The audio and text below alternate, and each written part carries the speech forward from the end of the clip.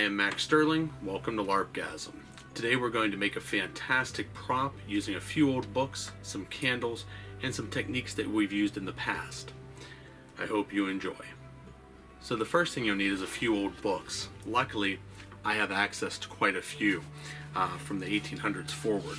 Now I understand if you don't want to use actual old books, you can definitely buy some newer books and age them and distress them and use those instead, but I'm going to go with the real deal here for me. They're books that I don't read, they don't really have any value, and it's something I rescued from the trash anyhow. You're also going to need a few old candles, and basically you probably know where we're going with this, but we're going to end up with a stack of books with burnt candles down over top of them. Now the first step is going to be take these books, and I'm going to actually go ahead and age and distress these a little bit more anyways, even though they're actually very cool books to begin with. Leather bound, early 1900s, late 1800s, but like I said, unfortunately have no monetary value and are not something that I'm going to read, so they get to become immortalized as a prop. If you remember making this journal, well, guess what? We're going to follow that again, and hopefully you still have some of these metal ends, because those will make a nice addition to these old books. Let's get started. So one of the very first things we want to do is go ahead and get our candles burning, because we're going to want them to have that burned down look. So go ahead and get these lit while you're doing some of the other projects and get them burned down a little bit. I just got some cheap candles. These pillar candles come in a 3-pack. It's perfect for what we're trying to do. Alright, once we have our candles lit, we're going to go ahead and just set them aside for now, like I said.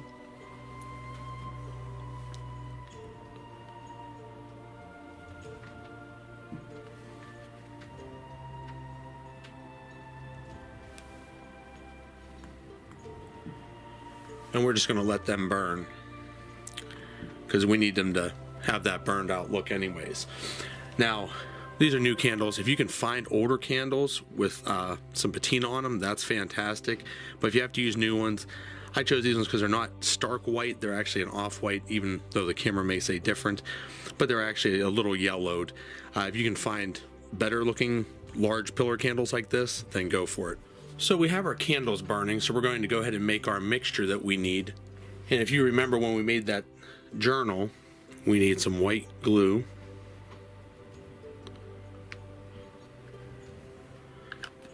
And to that we're going to add some water. About a 50-50 mix. And of course, stir it up. If it seems very runny, add some more glue. And then of course put on some gloves.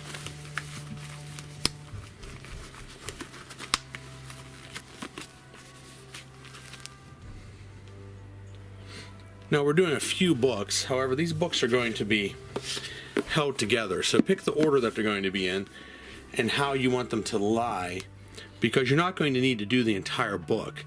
So the first book we're going to do the whole thing, but the second book we're going to leave a big gap, and then in the bottom book a big gap, because we don't need to sort of add the effect to all these areas that will never be seen again. So figure out how you want these books to lie, and from there we'll focus on doing all these areas.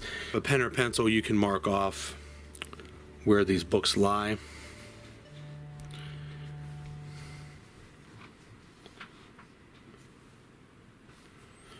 And then that way you know how far to go.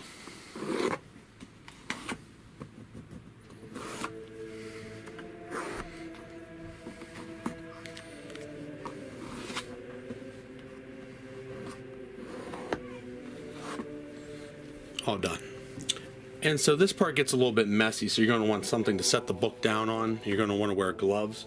But basically we're going to take and we're going to get the entire top of the book wet with this glue mixture. And you can use a brush, or you can use a foam brush. It's a little bit bigger, will go a little bit faster. And you're just going to brush it on to the front of the book, the whole thing. All the edges as well, because you're going to want to fold it over and inside of the cover and get it all to stick. and we won't have to worry about the back of the book. So we'll go ahead and start with that.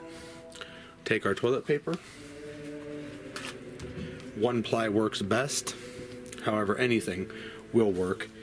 And then we're going to take it and just lay it on. Now it'll naturally kind of do some funky things, and just let it do that. Just let it do what it wants to, because we're going to be painting over anyhow.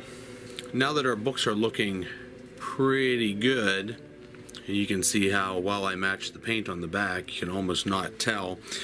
One good way to add some age is with fire, and you can burn the edges like this. You can also use coffee or tea to stain them, just like we did on that journal in the other video. And basically, you know, just age them up, make them look used. Now you can take it as far as you want to. You can actually burn, you can flip through and burn individual pages. If you want to get some serious damage, you can use a blowtorch. It's entirely up to you. Just keep in mind it will make smoke, it will smell, but really the top book is the one that you want to focus on the most. This is going to be your main focal point, but keep in mind you're also going to have candles on it, so most of what you do will be covered. Well, now that we're getting towards the end of our project, we just want to add a little bit of embellishment onto probably just one of these books, but you can do all of them or 2 of them, however you want to do it. And we got some metal corners, and we'll pick the ones that we think would probably go best. I like these darker ones here. And you can find these online or at, you know, any sort of craft or hobby type store. And we're just going to add those on here to really add some serious embellishment to the project, and they're going to look great. They make ones that are stickers, but I don't like those ones. These ones clamp on, other ones screw on sometimes. But the ones that are just stickers, they're raised up and they look weird, so I like these clamped on ones. Let me go ahead here and I'm going to bend these out with a pair of pliers and show you what it looks like when it's done here. And the final step is going to be to screw these books together. I suggest a wood screw, since this is wood, and we're just going to screw down through the books. Get a screw that's long enough to go through all 3, and that way it'll hold them together better than just the glue.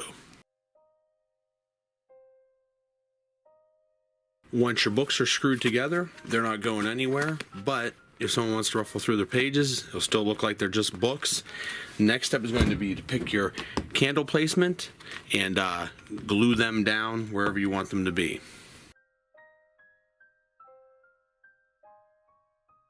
By doing it this way, we also get a dirty wax look,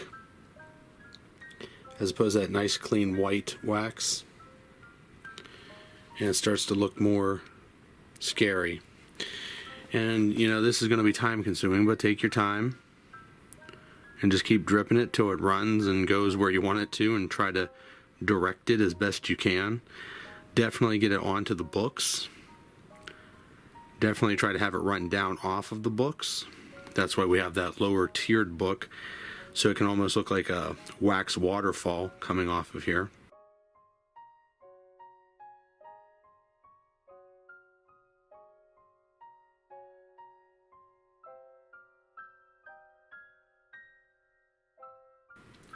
And here's our finished product.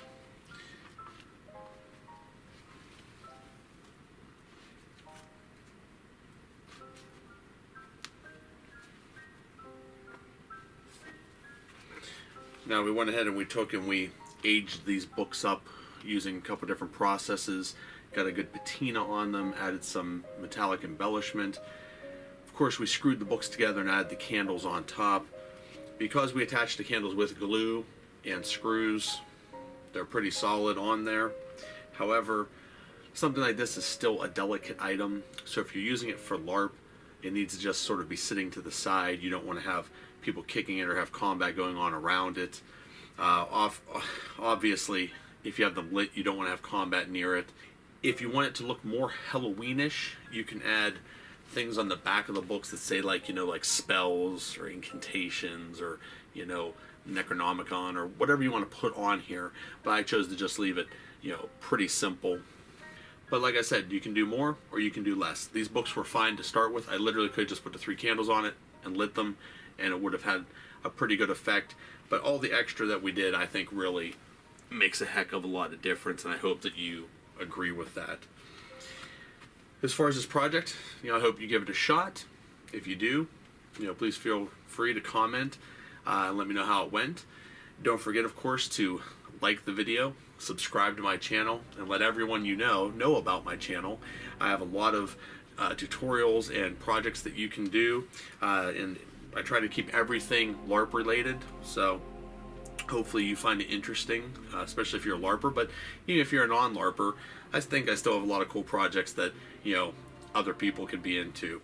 If you really like my channel, consider supporting me through Patreon. It seems like everybody has one of those pages these days, and everything that you would give to me goes right back into this channel. So hopefully you consider doing that. And to everyone that does support me currently, thank you very much. And as always, adventure on.